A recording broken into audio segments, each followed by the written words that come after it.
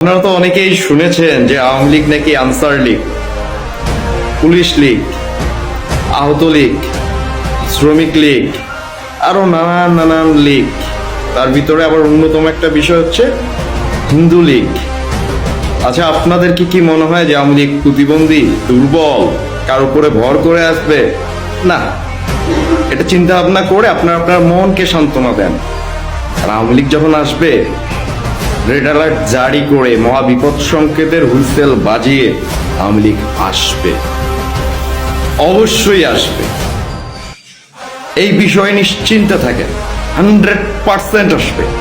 আর আওয়ামী লীগ আসবে, আটকানোর মতো কারো ক্ষমতাও থাকবে না। আওয়ামী লীগকে দুর্বল মনে করিয়েন না যে কারো ঘাড়ে ভর করে আওয়ামী লীগ আসবে।